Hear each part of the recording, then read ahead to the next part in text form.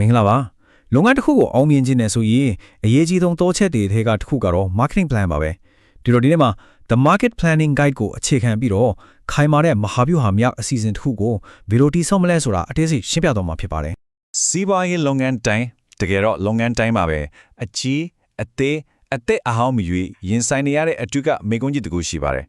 အဲ့ဒါကတော့ကိုယ့်ရဲ့ထုတ်ကုန်နဲ့ဝန်ဆောင်မှုတွေကိုအမြတ်ရနိုင်တဲ့ဈေးနှုန်းနဲ့ဝယ်ဖို့အဆင်သင့်ထင်နေတဲ့ဝယ်သူအလုံးလောက်ကိုဘယ်လိုဆွဲဆောင်ကြမလဲဆိုတာပါပဲ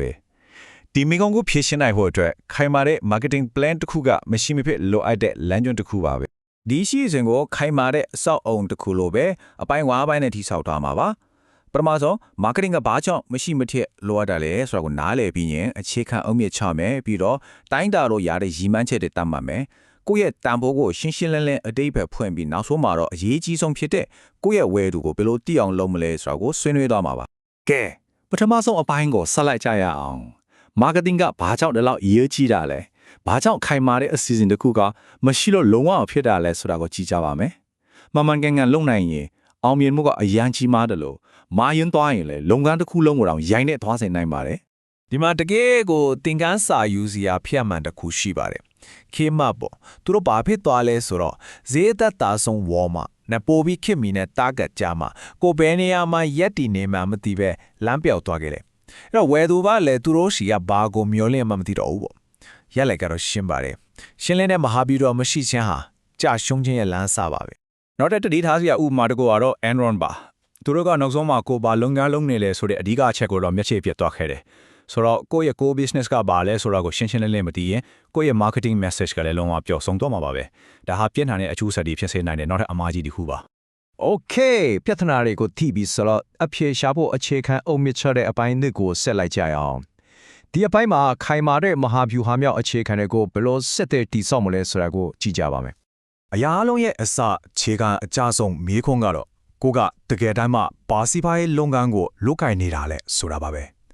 ဒီမေးခွန်းကိုရှင်းရှင်းလင်းလင်းနဲ့ရိုးရိုးသားသားမဖြေနိုင်ဘူးဆိုရင်ကျန်တဲ့အစီအစဉ်အားလုံးကတဲပုံမှာတည်ဆောက်ထားတဲ့အိမ်လိုပဲဘယ်ချိန်ပြိုကျမလဲဆိုတာမပြောနိုင်ပါဘူးဒီမေးခွန်းကိုဖြေဖို့အတွက် SWOT analysis လို့ခေါ်တဲ့ရိုးရှင်းပြီးမဲ့အရန်ကိုအစွမ်းထက်တဲ့ tool တစ်ခုရှိပါတယ်ဒါကကိုယ့်လုပ်ငန်းကိုမှန်တဲ့ချက်လို့ကြည့်ပြီးကိုယ့်ရဲ့အားတာချက် strengths နဲ့အားနည်းချက် weaknesses တွေကိုအတွင်းပိုင်းမှာစမ်းစစ်တယ်ပြီးတော့ပြင်ပကဘာကိုကြည့်ပြီးအခွင့်အလမ်း opportunities နဲ့ချင်းချောက်မှု threats ကိုရှာဖွေတဲ့နည်းလမ်းပါပဲ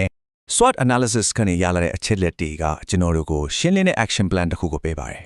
အဓိကကတော့ကိုယ့်ရဲ့အားတာချက်တွေကိုလက်နက်တစ်ခုလိုအသုံးချမယ်အားနည်းချက်တွေကိုကာကွယ်ပြုပြင်မယ်အခွင့်အလမ်းတွေကိုလင်းလင်းမြန်းမြန်းစုပ်ကိုင်မယ်ပြီးလို့ချင်းချောက်မှုတွေကိုကြိုတင်ရှောင်ရှားမယ်ဆိုတာပါပဲကဲအခြေခံအုံမြင့်ခိုင်မာပြီးဆိုတော့ဘယ်ကိုသွားမလဲဆိုတဲ့ပန်းတိုင်ကိုတတ်မှတ်ဖို့အပိုင်း၃ကိုရောက်လာပါပြီဒီအပိုင်းမှာတော့ကျွန်တော်တို့ရဲ့မဟာဗျူဟာကိုလက်တွေ့ကြကြတိုင်းတာလို့ရတဲ့ရည်မှန်းချက်တွေအဖြစ်ဘယ်လိုပြောင်းလဲမလဲဆိုတာကိုကြည့်ကြပါမယ်ဟုတ်ပြီရည်မှန်းချက်တွေကလေထဲမှာပြန်ဝဲနေတဲ့အတွေးတွေမဖြစ်ထို့အတွက် smart framework ဆိုတာရှိပါတယ်ဆိုလိုတာကရည်မှန်းချက်တိုင်းဟာတိကျရမယ် specific တိုင်းတာလို့ရရမယ် measurable လက်လန်းမြင်နိုင်ရမယ် attainable လက်တွေ့ကြရမယ် realistic ပြီးတော့အရေးကြီးဆုံးကတော့အချိန်ကာလသတ်မှတ်ထားပါမယ် timed ဒါမှတကယ်အလုပ်ဖြစ်မှာပါရည်မှန်းချက်တွေရှိပြီဆိုတော့အခုအပိုင်းလေးမှာအရေးကြီးဆုံးဖြစ်တဲ့အရာတစ်ခုကိုအာရုံစိုက်ကြမယ်အဲ့ဒါကတော့ကိုယ့်ရဲ့တန်ဖိုးကိုအတိတ်ပဲဖွင့်ဆိုခြင်းပါပဲကိုလုပ်ငန်းကဘာတွေရောင်းနေလဲဆိုတာထက်ဝယ်သူရဲ့ရှုထောင့်ကနေဘာကြောင့်ဝယ်တင်လဲဆိုတာကိုနည်းနည်းနားလည်အောင်စူးစမ်းကြမှာပါဒီမှာ marketer တော်တော်များများမားတဲ့အချက်တစ်ခုရှိပါတယ်အဲ့ဒါကတော့ product features နဲ့ customer benefits ကိုရောထွေးသွားတာပါပဲ features ဆိုတာကိုထုတ်ကူမှာဘာတွေပါလဲဆိုတာပါ benefits ဆိုတာကတော့ဝယ်သူအတွက်ဘာတွေကောင်းသွားမလဲဆိုတာပါတတိယပါလူတွေကတူးဆက်ကိုဝယ်တာမဟုတ်ဘူးသူတို့လိုချင်တဲ့အပေါက်ကိုဝယ်တာပါသူတို့ဝယ်တာ benefits တွေပါပြိုင်ဘတ်တွေပြည့်နေတဲ့ဈေးကွက်ထဲမှာမင်းတို့စီကဘာလို့ဝယ်ရမှာလဲလို့မေးလာရင်ဘယ်လိုဖြေမလဲအဲ့ဒီဖြေက unique selling proposition USP ပါပဲဒါဟာတခြားဘယ်သူမှမပေးနိုင်တဲ့ကိုလုပ်ငန်းကိုထူးခြားစေတဲ့ကတိတစ်ခုပါကိုလုပ်ငန်းကိုဘာကတကယ်ထူးခြားစေတယ်လဲဆိုတဲ့မေးခွန်းရဲ့ဖြေပေါ့ခုမှထုတ်ကုန်ဒီအမလိုက်ရှိတဲ့အခါဘယ်တစ်ခုကိုအာယုံဆက်ရင်းနှီးမြုံနှံမလဲဘယ်တစ်ခုကိုတော့ short ချမလဲဆိုတာဆုံးဖြတ်ရခဲ့ပါတယ်အဲ့ဒါကိုကိုညီဖို့ Boston Consulting Group Matrix ဆိုတာရှိပါတယ်ဒါကထုတ်ကုန်ဒီကိုဈေးကွက်ကြီးထွားနှုန်းနဲ့ဈေးကွက်ဝေစုပေါ်မူတည်ပြီးရိုးရှင်းတဲ့အိုစုလေးကိုခွဲခြားပေးပါတယ်ပထမဆုံးကတော့ Jerry ပါ ဒါတွေကဈေးဝက်ကလည်းကြီးထွားနေတယ်ကိုကလည်းဈေးဝက်မှာဥဆောင်နေတယ်ဆိုတော့ဝင်ငွေအများကြီးရှာပေးနိုင်တဲ့အနာဂတ်ရဲ့အားထားရတယ်ပေါ့ဒါပေမဲ့သူတို့ကိုထိတ်ဆုံးမှဆက်ရှင်နေဖို့ယင်းနှိမ့်နှံမှုတွေဆက်လုပ်ပေးဖို့လိုရတယ် ဒုတိယကတော့ငွေရနွား cash cow တွေပါဈေးကွက်ကတိတ်မကြီးထွားတော့ပေမဲ့သူတို့ကဈေးခွက်ကိုစိုးမိုးထားတော့ပဲဒါကြောင့်ယင်းနှိမ့်မြတ်တန်မှုတိတ်မလို့ပဲတည်ငြိမ်တဲ့ငွေတွေကိုအဆက်မပြတ်ရှာပေးနေတဲ့ ATM စက်ကြီးတွေလိုပါပဲဒီကရတဲ့ငွေကိုကျဲတွေနဲ့တခြားအလားအလာရှိတဲ့နေရာတွေမှာပြန်သုံးနိုင်ပါတယ် နတိယအမျိုးအစားကတော့ပြဿနာကလေး problem ချိုက်တွေပါသူတို့ကအလားအလာကောင်းတဲ့ဈေးကွက်မှာရှိနေပြီမဲ့ကိုကဈေးကွက်ဝေစုနဲနေလေသူတို့ကကျဲဖြစ်လာမလားဒါမှမဟုတ်ခွေးဖြစ်သွားမလားဆိုတာမသိချဘူးဒါကြောင့်သူတို့ပေါ်မှာယင်းနှီးမြုပ်နှံမလားလဲလျော့မလားဆိုတဲ့ကြီးမားတဲ့ဆုံးဖြတ်ချက်ချဖို့လိုပါတယ် နောက်ဆုံးကတော့ခွေး dog တွေပါ